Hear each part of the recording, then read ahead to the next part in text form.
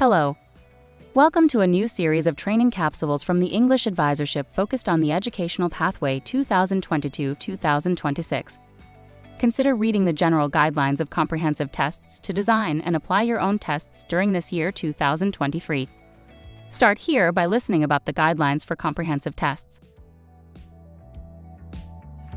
Nothing gets teachers more excited than innovating their teaching experience. What do you believe to be essential for the learning process this year 2023? Consider getting the most out of this training capsule by taking notes or making yourself sure about having all the documents handy. Like any other training experience, use your motivation to have an energetic start. First, let's outline some key aspects to consider about the new comprehensive tests. The diagnostic and the comprehensive assessment are two different types of assessment. The period for initial diagnostic assessment is from February 6 to February 17. The period for the application of the comprehensive tests is from March 13 to March 30. Let's review the characteristics of the diagnostic assessment.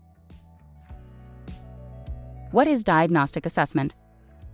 Initial diagnostic assessment happens at the time of transition into a new learning program. It is a holistic process during which you start to build up a picture of a learner's achievements, skills, interests, previous learning experiences and goals, and the learning needs associated with those goals.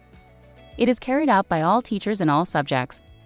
It must include all the competences of the study program: listening, speaking, reading, and writing. It has no summative percentage or grade. What are some recommended techniques for diagnostic assessment?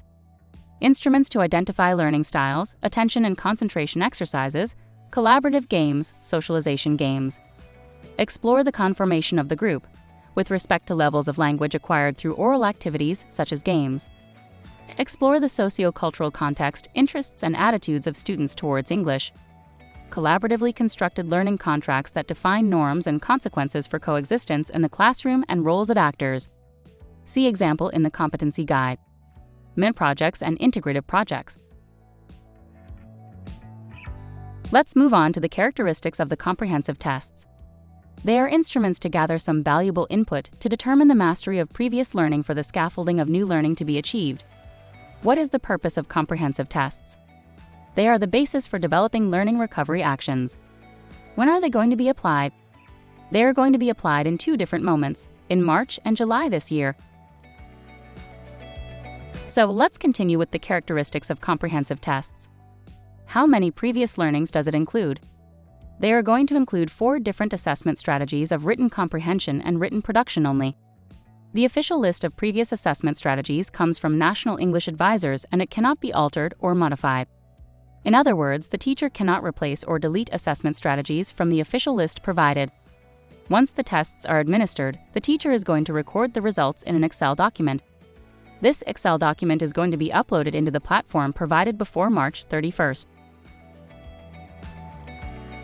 In this chart, you can observe the official format for the systematization of results.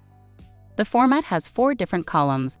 In the first column, you need to type the student's complete name. In the second column, you need to type the final score obtained in the test. In the third column, you type a brief description of the student's performance according to the previous learnings. Finally, in the fourth column, you type some recommended recovery actions to be developed with the students. For example, collaborative games, group projects, peer tutoring, reading strategies, self-assessment strategies, written production activities, among others. Every learning journey and experience needs great planning at its base, especially for your learners. I want to let you know that there will be more training capsules about some other important teaching topics. Let's set your experience up for success. Well, I hope to see you soon in the next training capsule. Thanks a lot for your time. Let's work together to make this new educational pathway a great experience. That's all for now. Goodbye.